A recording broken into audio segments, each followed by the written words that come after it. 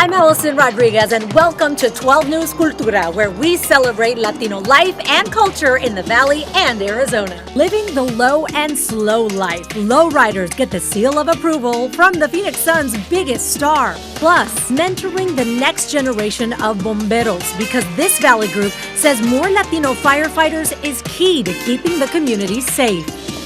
Preserving Hispanic history in Arizona. A look at Frank Barrios' lifelong mission.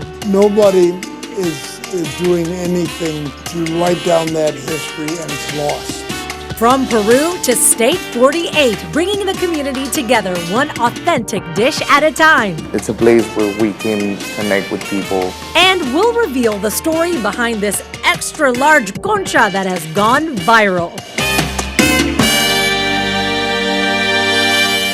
Rich traditions, vibrant celebrations, family, music, food.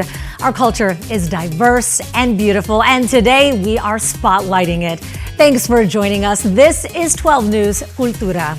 You know, the terms Hispanic and Latino are often used interchangeably. So you may be wondering, what's the difference? Well, with the help of our verified team, here is the meaning behind some of the terminology used among the Hispanic community.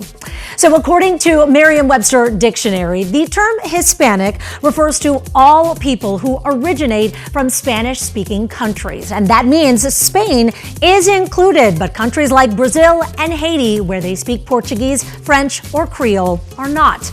Instead, according to dictionary.com, they can be considered Latino, which includes people who descend from Latin American countries, but whose language may not be Spanish. Now, the Pew Research Center found half of Americans who trace their roots to Spanish-speaking countries have consistently said they have no preference for either Hispanic or Latino to describe themselves. But that's not true of everyone. Some prefer to identify with their country of origin. We have very diverse cultures within the Hispanic community, and sometimes if you're not Hispanic or Latino, you don't really understand that being from Mexico, the culture there may be very different than being from Argentina or Venezuela or other parts. So yes, Hispanic and Latino do mean different things. And some people prefer the terms Latinx or Latine because Latino and Latina are gendered words, and they feel the non-gendered variations are more inclusive. If you want to know the term a person does prefer, the best way is just to ask. Preserving Mexican-American history. That was Frank M. Barrios' mission. The late historian who loved Phoenix, Arizona and his roots sadly lost his battle with cancer in September. He was educated as a civil engineer, and he did a lot of water conservation work for the state. But it was history that got him up every day. Before he passed, he asked me to meet him at the hospital because he said he didn't want to miss the chance to share more about Phoenix Latinos' roots and the historical neighborhoods that once stood, many of which are now gone, or the Latino figures who helped establish the state but aren't in history books. There's a lot of Mexicans living here, but they were left out of the history. And people like Enrique Garfias, he was the sheriff. He read like Wyatt Earp, but yet nobody knew he existed. Now, his family, they were early pioneers in Phoenix in the 1800s, and when he retired in the late 1990s, it freed him up to work on learning even more about Latinos who helped establish Phoenix. And that is why he published the book Mexicans in Phoenix in 2008, featuring hundreds of historical photographs. He also wrote a book on the history of St. Vincent de Paul. He served as president of that organization. Now, Phoenix Mayor Kate Gallego designated May 30th as Frank Barrios Day. And in October, the Historical League honored Barrios with its History Makers Award. You know, the Valley Hispanic Bomberos, they have been mentoring aspiring firefighters for decades. And many of those who were once mentees, they are now on Valley fire crews. And they're paying it forward as they continue to sow into their communities in different ways. If you're going to be the best, you need to train like the best. That's what this group is doing outside of Franklin Police and Fire High School in Phoenix, training to be on the Valley's next fire crews. The nonprofit Valley Hispanic Bomberos is putting on this workout. Bomberos is Spanish for firefighters. We're a small organization, but our bread and butter is mentorship and community involvement. That's Los Bomberos Vice President Greg Morales, who got his start with the group. They helped me and guided me to do all the things that I needed to do to get hired. The mentees, known as Gray Shirts, look to veteran firefighters like Captain Morales and Captain Danny Frejo for guidance to help prepare for the job. We work out, to get you ready. So to have a station where you can come do that, start, putting those values, the culture of our job into the people early to get them ready for the process. The organization was formed in the mid-1980s when a group of bilingual firefighters were asked to go out and talk to residents about fire safety in Spanish-dominant neighborhoods. They continue that tradition with different outreach projects, and they hope they're inspiring kids who grew up like they did. For me, one of the biggest things was to be able to go back to the neighborhood that I made it from and be like, hey, if I can do it, anybody can do that. Juan Soto is a Gray Shirt and has wanted to be a firefighter for a long time. My great-grandfather was a firefighter in Mexico. So he's shown the ropes around the station, how to care for the truck and more, and he can't wait until he's officially part of the crew. It's an honorable job. You get a lot back from the community, you give to your community, and his main question was, why not? And if the Gray Shirts need a little motivation during these tough workouts, they can always look to Phoenix Fire Chief Mike Duran, who started right where they are now with the Bomberos. And you take a kid from Maryville and you say, hey, it doesn't matter what you look like or where you come from, because you can do this job. And not only can you do this job, but you can go all the way to the top if you want to. Now, they do continue to host different community engagements. So if you're interested, or maybe you know someone who would just like to learn more about the job, you can visit vhbomberos.org. All right, this is a tradition that dates back decades here in the Valley. It's pretty easy to spot a lowrider out on the streets. And in the past, lowriders and cruising have gotten a bad rap. But the tradition is much more than that. It's art, a chance to bond with family or community. And thanks to a son's superstar, a new generation may be picking up the mantle.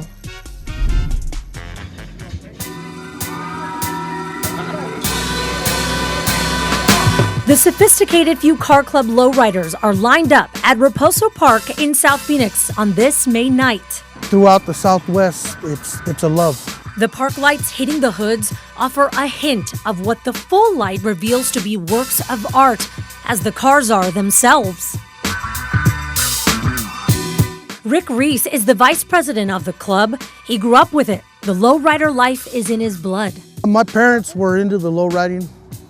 They used to cruise Central when I was a kid. The car club is one of the oldest in Phoenix, established back in 1974. And Carlos Mena is passing that tradition on. My son is a member now. He has his own car. My daughter, when she was little, they had bikes and pedal cars. According to some historians, the first lowriders arrived in Phoenix in the 1950s. What it means to these collectors is pride and hard work. Me, it's showcasing my art piece that has had my blood, sweat, and tears over the last 13 years. If some of these cars look familiar to you, there's a good reason for that. You may have seen them on Phoenix Suns superstar Devin Booker's Instagram when he teamed up with the car club to help foster children in Arizona. Each member has purchased gifts for the kids. Anna Barrios founded Roman Home LLC for foster kids. She said when the kids saw D-Book pull up in his lowrider, they raced to say hello. The kids have a memory that they'll never forget. They still have the autographs that they talk about till this day. In the past, this tradition has gotten a bad rap. When people think of lowriders, what do you think they think of? They think that, we got it by some kind of illegal means, or we didn't work for it. But these guys do. It's an expensive and at times waning art, with cruising now banned on many popular valley roads. But with D-Book's seal of approval, the low and slow lifestyle is catching on with a whole new generation. Some very beautiful cars, man. For him to come out and bring one of them, it was amazing. All right, make sure to stick around. There are still many stories we want to share with you as we celebrate Latino life and culture right here in State 48. And after the break, we're diving into the first Mexican-American student club at ASU and the legacy they have left behind. There's a commitment to growth because we want to see businesses grow. That's the whole purpose of this. Plus, I'm taking you inside Amor Collective in the West Valley. We're hearing from women who are determined to make Latina entrepreneurial dreams come true.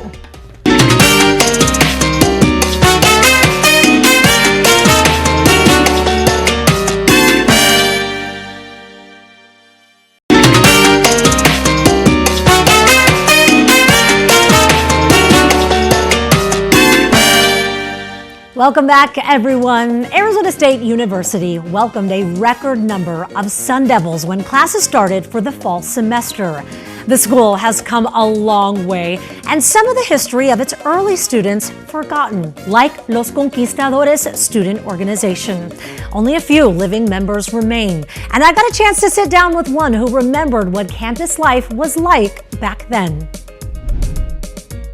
I was a member of Los Conquistadores 4 years. Gabino Montaño, or Gabby, still remembers looking through the student handbook when he came to study at Arizona State University in the 1950s. And I thought, okay, I'm going to join 2 clubs. One of them was Los Conquistadores, the first Mexican-American student organization founded at the school. It was established before his time, back in 1937, when students in the Spanish Club wanted to get more involved in social justice. We want to go out and do the work in the community. That's Dr. Christine Marin, an archivist and professor emeritus at ASU who studied the history of the club. When I was looking at the membership, there were probably about 45 or 50. One of the club's main goals was to raise money for students like them to get an education. Helping children stay in school or want to stay in school because the parents couldn't afford it. Gabby remembers his fundraising days. In those days, it was only $200. We know even now, every bit helps, and they did whatever they could. We had cake sales. We even had a dance in Superior, Arizona. And they served drinks at a dance hall in South Phoenix as well. What we made in wages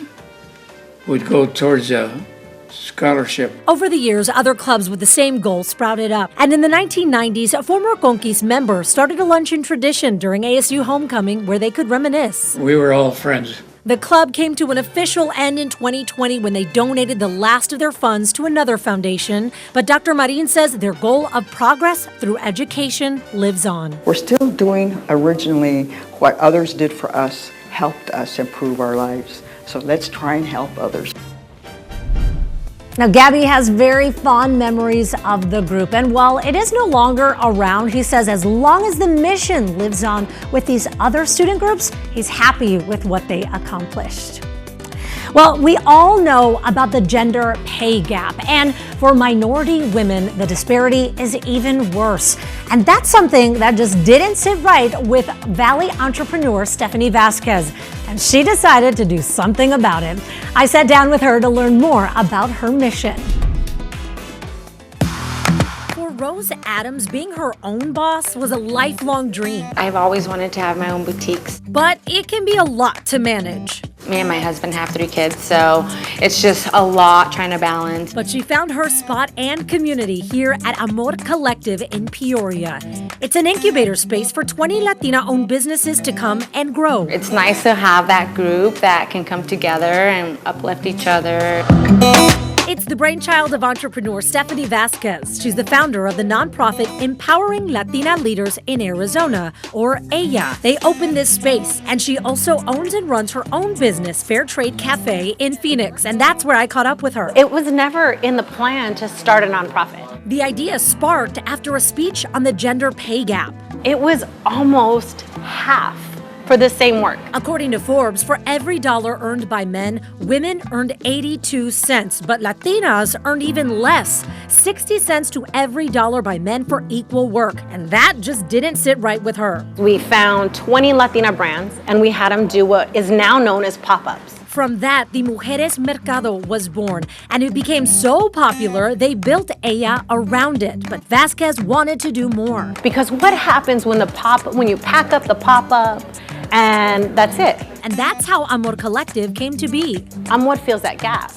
So the pop-up ends, well, you've got a storefront that you can practice your business skills, you can gain knowledge, you can test out your brand in a high foot traffic mainstream market and grow your business. The space features 25 Latina-owned brands, and 20 businesses apply and are accepted for 3-month rotations. This is not only a place where the ladies can set up shop, but in the back there's a classroom where they can continue to learn more about how to grow their business. Every month we'll have meetings and we go over our P&Ls, we go over our marketing strategies because the idea is to continue to grow. As a former educator, Vasquez believes learning is the key to helping these ladies succeed. And her passion is inspiring owners like Stephanie Ramirez, who runs SR events and contracts with Amor Collective. Mujeres Mercado, I feel like it has been God sent to me. Getting her dream off the ground was tough in the beginning. Ramirez says even close family couldn't understand it. All we know is that we have a gut feeling and a dream. You know, like the dream is to do this and the gut feeling is to pursue it. But in here, it is all about support and amor. I'm so happy and proud to be part of this group of women that literally just encourages and grows. You know, Peru is roughly 3,800 miles away from Arizona, but you don't need to go far to embrace the culture. One family right here in the valley is sharing it with us through food. El Chuyo restaurant has been in business roughly 10 years in Phoenix. It's located off of 7th Street, just south of Thomas. And the owner's son told me the community has kept the doors open all these years, even during COVID. While you enjoy their dishes, customers get to know more about the diverse geography of the South American country. And after years of setbacks, they have finally been able to open a second location, this one off of 7th Avenue. I sat down with the owner's son to talk more about why this location is so important. We got to know the people that live around, different businesses that are around that area. So we got to create friendship with a lot of our customers and business owners around that area. That's Jose. He says the country is divided into 3 parts: the coast, the Andes, and the jungle, as you can see here. So this is where he wants to honor that, but also push the food into new territory. They celebrate baseball and they want their communities to be represented. You know, baseball brings so many people together. It's a melting pot, whether you're rooting on from north or south of the border and beyond. Still ahead, how the Diamondbacks are bringing everyone into the familia. Plus, the D-backs player embracing his roots by taking on a new challenge.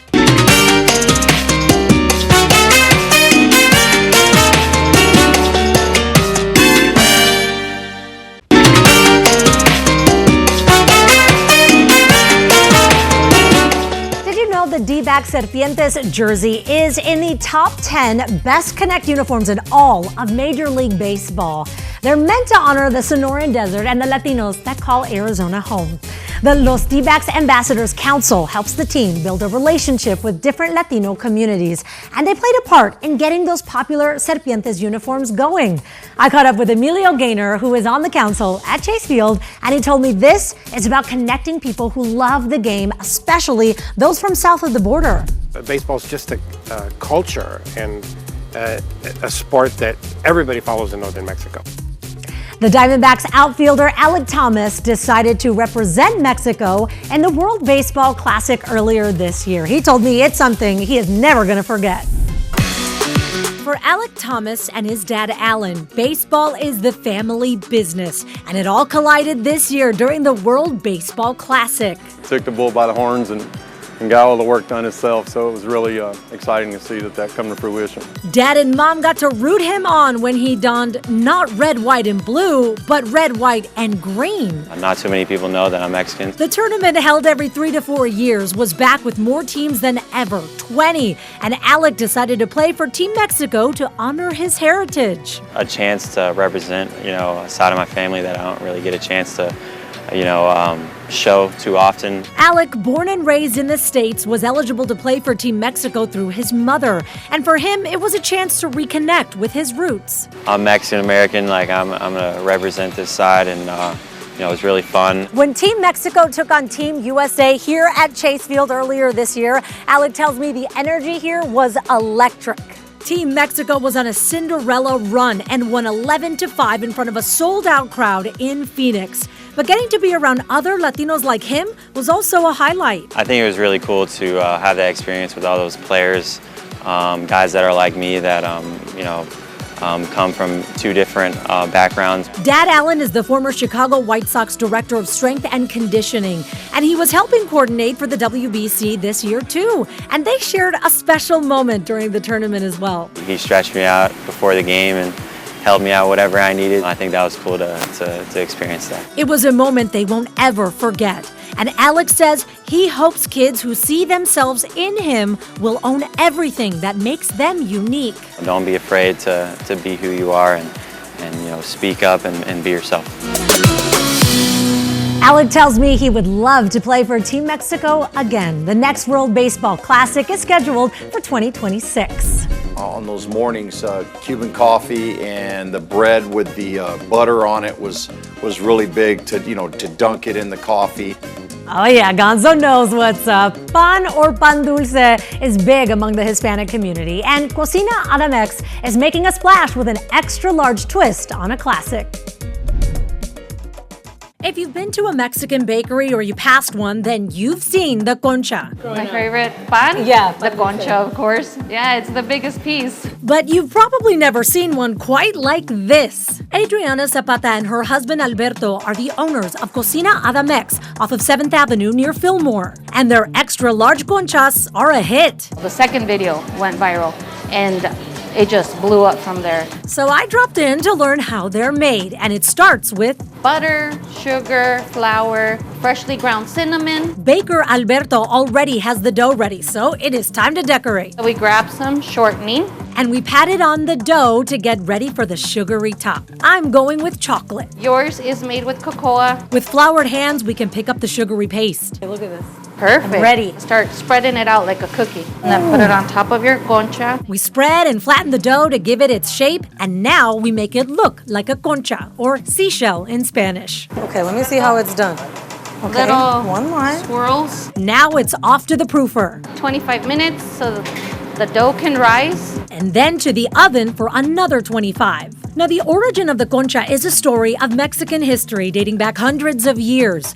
With wheat from the Spaniards, baking methods from the French, and the indigenous Mexican flavor, it survived and thrived. Now they're ready to be served with or without a giant side of coffee or Abuelita's hot chocolate. So a lot of people get this combination if they're having a gathering, and maybe you have friends and family and you want to slice this up to share, but if you're not in a sharing mood, you just take the concha yourself and dunk it. For Adriana, this is about sharing her memories with her community. Any childhood memory includes pan dulce, includes chocolate de la abuelita. And bringing everyone together. Your elderly parent is sitting there with this gigantic cup and their concha, and just the joy it brings so many families, it's really heartwarming. And making new friends along the way. Cheers. Cheers. That's like childhood, a core memory. Making you a little hungry too, right? Well, thanks for joining us. And remember, we're always on at 12news.com, Roku, Amazon Fire TV, and our social media channels. And if you have a story that you would like us to cover in your community, email us at connect@12news.com.